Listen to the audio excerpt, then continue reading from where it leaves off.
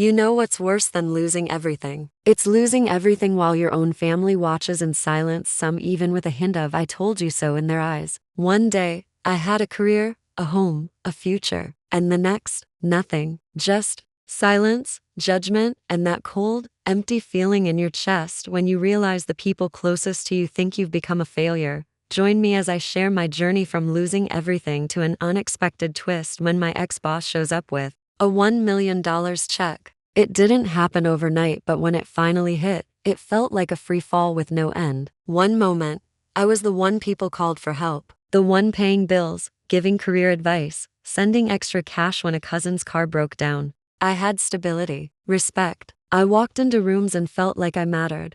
Then the layoffs came. A cold email, a generic farewell meeting, a boxed-up desk, and an awkward pat on the back from someone who didn't even know my last name. After 11 loyal years, I was just erased. I remember walking out of the building that day holding a coffee I didn't even want anymore. My phone buzzed, family group chat, jokes, memes, birthday plans. I said nothing. I didn't know how to first. I told myself it would be fine. I had savings, experience, a good network. But weeks passed, then months, and slowly, the silence around me started to speak louder than words. My texts went unanswered, invitations stopped, and then came the assumptions: he must have done something wrong. Probably blew his money. Not as smart as we thought, huh? I once overheard my own uncle say, "He had it good. Must have messed it up somehow." That one sentence stuck to me like glue. Not one person asked how I was holding up. Not one person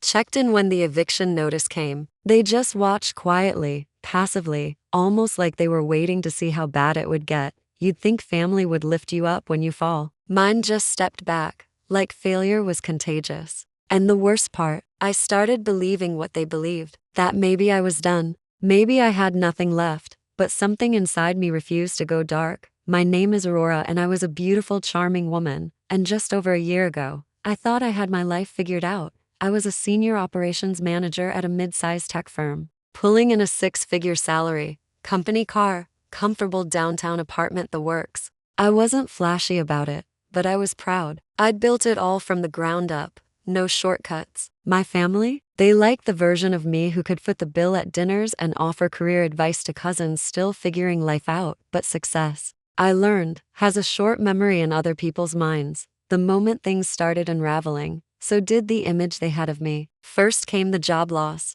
The company downsized after a merger, and I was one of the unfortunate redundancies. It wasn't personal, but it felt like a personal attack on everything I had worked for. When I broke the news to my family, the reactions were mixed. Some offered the usual, "You'll bounce back." Others barely reacted. The kind of silence that says, "Well, you had a good run." I tried to act unbothered. Just a temporary setback, I'd say. I even wore a suit to a few Zoom interviews just to keep up appearances around them. But as the weeks turned into months, I started to fade from their radar.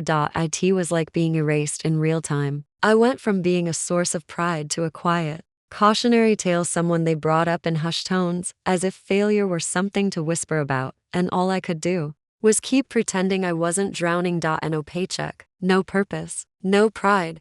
The job loss was just the first domino. Within 3 months, my savings had dried up from trying to keep up appearances, still paying rent, still covering my younger brother's car insurance, still buying gifts for birthdays I could no longer afford to celebrate. I applied for over 90 jobs. I heard back from 3. None of them moved past the first interview. Eventually, I had to break my lease and move back into my childhood home. That felt like the final nail, not because of the house itself, but because of how they looked at me once I was back. Every sigh at the dinner table, every door closed just a bit too hard, every unsolicited suggestion from an uncle who never liked me to begin with. I felt like a guest in my own family, like a burden they hadn't asked for. My parents didn't say it out loud, but their disappointment filled every room I walked into. I couldn't afford a therapist, so I started walking 5, sometimes 10 miles a day just to keep my mind from spiraling. I'd sit in the park with a notebook and write out everything I couldn't say out loud. Some days, I'd stare at the sky and wonder if I had anything left to offer the world. Rock bottom isn't just about being broke. It's when you start to believe that maybe everyone else was right about you, that maybe this is all you're good for. Each morning felt heavier than the last. I'd wake up to the muffled sound of my dad's TV in the living room and the distant clang of pots in the kitchen. Normal sounds, but they felt like reminders that life was going on. Just not for me. I made a promise to myself. No matter how hopeless things felt, I wouldn't let the dark swallow me. So I created routines, small ones. I'd wake up early, shave even if I had nowhere to go, make coffee, and sit down to apply for jobs like it was my full-time gig. But we've decided to move forward with other candidates. Chipped away at my self-worth. Then came the guilt. I watched my younger siblings avoiding eye contact, probably afraid they'd become like me. My mom started leaving job listings on the kitchen counter, circled in red ink. My dad, he just nodded whenever we crossed paths, like he couldn't look me in the eye anymore. I couldn't even escape online. Scrolling through LinkedIn felt like walking through a graveyard of my former life. Old coworkers getting promotions,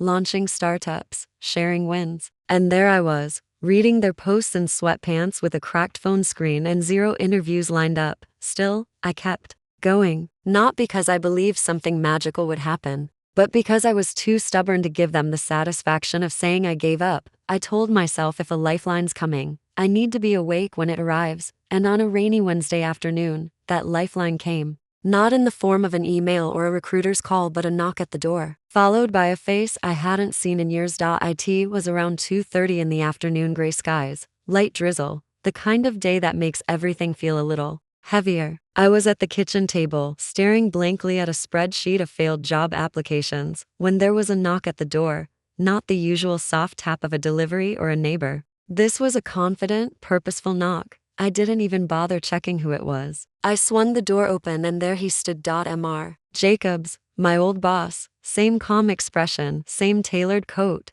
just a little more silver in his beard. For a moment, I thought I was hallucinating. We hadn't spoken since the layoff. In fact, I assumed I was just one of hundreds let go and forgotten. Mind if I come in? He asked, holding a manila envelope tight under his arm. I nodded and stepped aside like a robot, too stunned to speak. My mom peeked around the hallway corner, confused. My dad stood up from the couch like he was expecting a confrontation. But Mr. Jacobs just smiled politely, walked into the living room, and sat down like he belonged there. He looked me straight in the eye and said, "I've been watching you." My heart stopped. He pulled the envelope from under his arm, placed it on the table, and slid it toward me. "I never forgot the work you did, the loyalty, the late nights. You didn't deserve what happened. I started something new, and I want you in it." I opened the envelope with shaky hands. Inside was a check. $1 million. I stared at it, blinking. This had to be a prank, but then he added, "That's not a gift. That's a buy-in. You're a partner now." In that moment, I felt everything: shock, disbelief, gratitude, a strange kind of anger that it took this long for someone to believe in me. And then release. I looked at my family. My dad sat down slowly. My mom's eyes welled up. And for the first time in months, I felt seen. After Mr. Jacobs left, I didn't say anything for a while. I just sat there, holding the check, trying to process what had just happened. My hands were still trembling. Not because of the money though, yes, it was life-changing, but because of what it meant. It meant I wasn't invisible. It meant someone did see the effort, the loyalty, the sleepless nights I put in when no one else cared. And most of all, it meant I wasn't finished. In the weeks that followed, everything changed. I signed on as a partner in Mr. Jacobs' new venture, a tech startup that had already quietly secured funding. He gave me full creative freedom. My ideas mattered again. My work had value again. But here's the bigger part no one sees. I started rebuilding my relationship with myself. I began waking up with purpose. I started talking to my family with more clarity, not anger. I didn't rub the money in their faces. I didn't need to. The shift in their attitude said it all. Suddenly, I was smart, resilient, and lucky, but I knew the truth. None of this was luck. It was about surviving long enough to see the tide turn. That moment, the knock on the door, was a spark. But the fire? That was already in me. Burned low, nearly out, but never dead.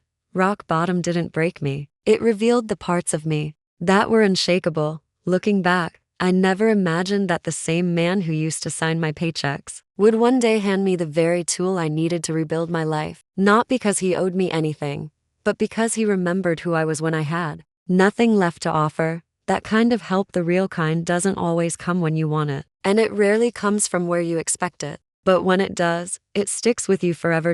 So now, I want to hear from you. Have you ever hit a point in life where everything felt like it was falling apart and then someone stepped in when you least expected it? Tell me in the comments. I read every single one. Your story matters. And trust me, you never know who needs to hear it. And hey, if this story moved you even a little, make sure to hit that subscribe button. I've got more stories to tell, not just mine, but yours too. Stories about people finding hope in the darkest moments, about strength, about second chances, because if there's one thing I've learned, it's that you're never as alone as you think. Here's the truth no one likes to say out loud. Rock bottom isn't the end. It's where clarity begins. When everything was stripped away, money, career, even my family's respect, I was left with one uncomfortable question. Who am I without all of that? And for a while, I didn't know. But standing there, holding that $1 million check from someone who believed in me even when I didn't believe in myself, I realized something. Your value isn't defined by what you've lost, it's revealed